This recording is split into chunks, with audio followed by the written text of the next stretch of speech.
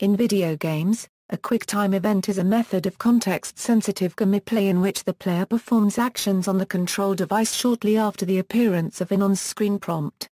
It allows for limited control of the game character during cutscenes or cinematic sequences in the game.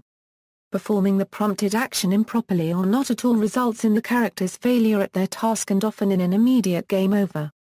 The term QuickTime event is attributed to Yu Suzuki, director of the game Shenmue, which used the QTE feature to a great degree. They allow for the game designer to create sequences of actions that cannot be expressed through the game's standard control scheme, or to constrain the player into taking only one specific action at a critical moment. While some uses of QTE have been considered as favorable additions to gameplay, the general use of QTE has been panned by journalists and players alike, as these events can break the flow of the game and force the player to repeat sections until they master the event. Mechanics: QTEs generally involve the player following on-screen prompts to press buttons or manipulate joysticks within a limited amount of time. More recent games on consoles with motion-sensitive controls feature QTEs requiring specific movements from the player. The prompts are often displayed as a graphical image of the physical controller button. For example, games on the PlayStation consoles may show any of the four colored face buttons as input for the event. Such actions are either atypical of the normal controls during the game, or in a different context from their assigned functions. Whilst most prompts simply require the player to push the appropriate button in time, some may require different types of actions, such as repeatedly pressing a button a certain number of times within the time limit, or hitting the button with precise timing. History. In the 1980s, Dragon's Lair, Cliffhanger and Road Blaster were interactive movie laserdisc video games that showed video clips stored on a laserdisc. This gave them graphics on par with an animated cartoon at a time when video games were composed of simple, pixelated characters, but left little room for more advanced gameplay elements. Gameplay consisted of watching an animated video and pressing the correct button every few seconds to avoid seeing a lost scene and losing a life. Compared to modern titles, games like Dragon's Lair would require the player to memorize the proper sequence and timing of their input, effectively making the entire game one continuous QTE. Such uses were also seen as giving the player only the illusion of control, as outside of responding to QTE, there were no other commands the player could enter. Effectively, these games were considered the equivalent of watching a movie and responding every few minutes to allow it to continue.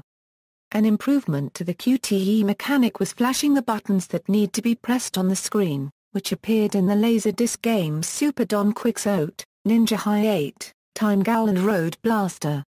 Die Hard Arcade, Sword of the Berserk, Guts Rage and most notably Shenmue for the Dreamcast introduced QTEs in the modern form of cutscene interludes in an otherwise more interactive game.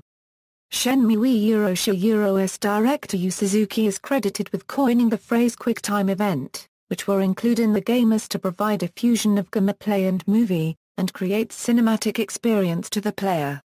The game's manual called them QuickTimer events, but the phrase became popularized as QuickTime events since its release. Since this period, several other games on modern console and game systems have included QTEs or similar mechanics. Use and critical reaction: QTEs have mixed reaction from players and journalists. They can be used effectively to enhance cutscenes and other actions. The use of QTEs within Shenmue is often praised, as they seamlessly flow from cinema to the QTE sequence without any loading pauses at all, and sections which utilized the QTE were considered some of the most thrilling in the whole game.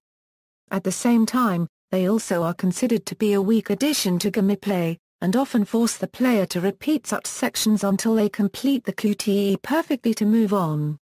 They are often considered a bane of action games, as their presence breaks the standard flow of the game and reduce the control of the game for the player to a few buttons, distracting, and turning interactivity into a job. Also, QTEs may frustrate the player due to the fact that they might not have any sign that they are about to happen. QTEs are often used during dramatic cutscenes. Resident Evil 4 uses QTEs to facilitate a seamless transition between gameplay and the in-game movies, and prevent players from losing interest during cutscenes. One example in Resident Evil 4 is a knife fight. The fight occurs during a late-game cutscene where the protagonist meets a major villain, who explains missing links in the game's story while periodically slashing at the protagonist and requiring the player to quickly press a button to parry him. As the action takes place during the major revelation of the game, the QTE serves to prevent the player from skipping over the cutscene. While this example is considered to use QTEs effectively, punctuating the heating discussion between the characters with rapid player reactions, it also demonstrates a common failing with the mechanism, in that if the player should miss a QTE, the protagonist will be killed, and the player must restart the cutscene and the fight from the start. Because of the likelihood of player death, the phrase "press X to not die" has become synonymous with the use of QTEs in-game. Furthermore, when a QTE is used during such a scene, the player's attention is drawn away from the animation and instead to the area of the screen where the button control indicator would appear, rendering the effort put into animating the scene meaningless.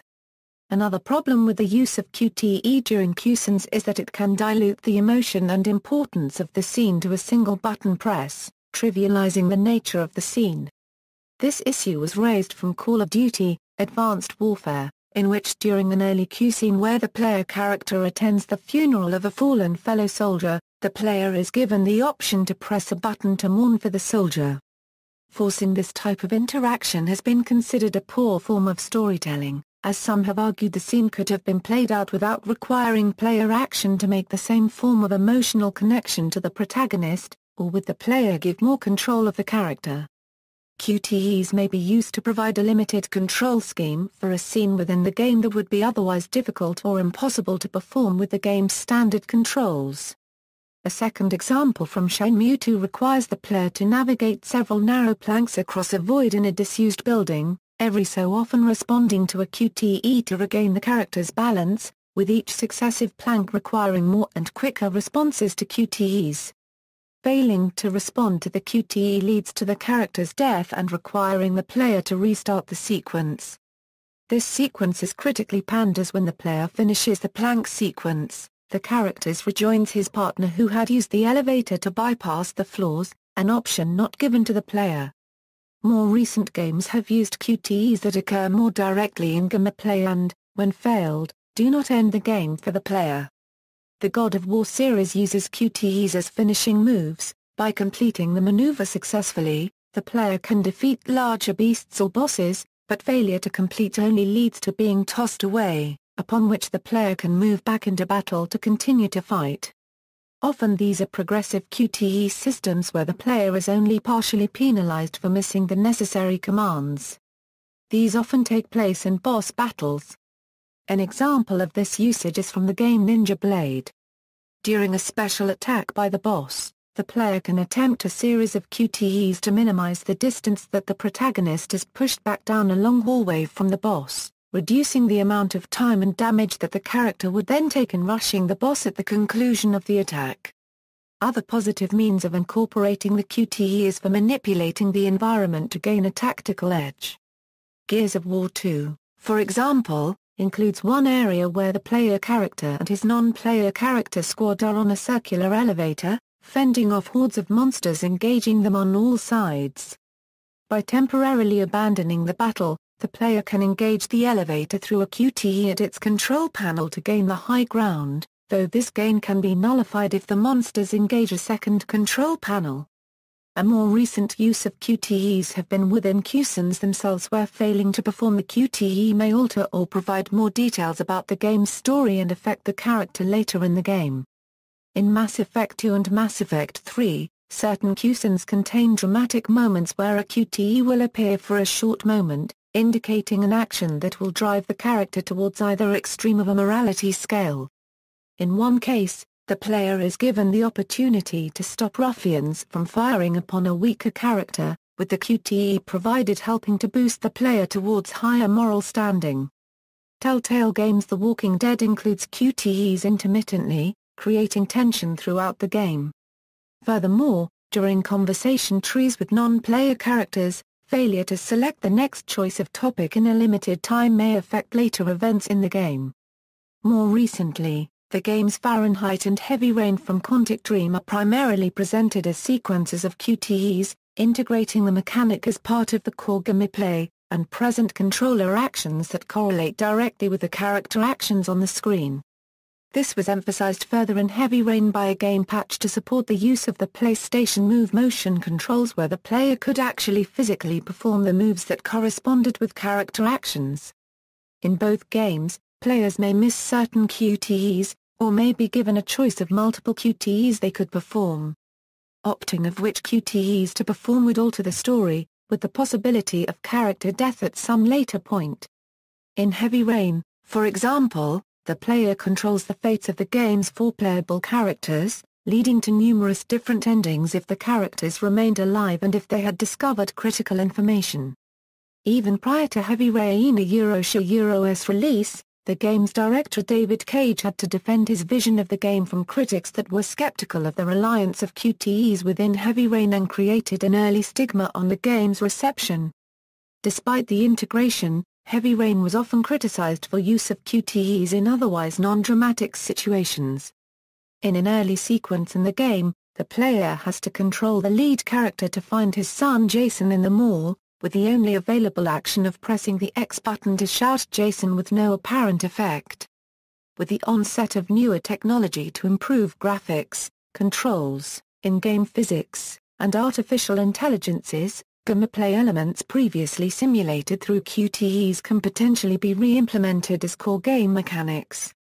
Road Blaster used QTEs to steer the car and ram other vehicles off the road in pre-rendered animated scenes, while a modern game like Burnout Paradise gives the player full control of the vehicle and uses its game engine to create real-time crashes with other vehicles. Similarly, Dragon's Lair 3D, Return to the Lair recreates the experience of the pre-animated scenes from Dragon's Lair as a platform game, allowing the player to react freely to the environmental traps and monsters. References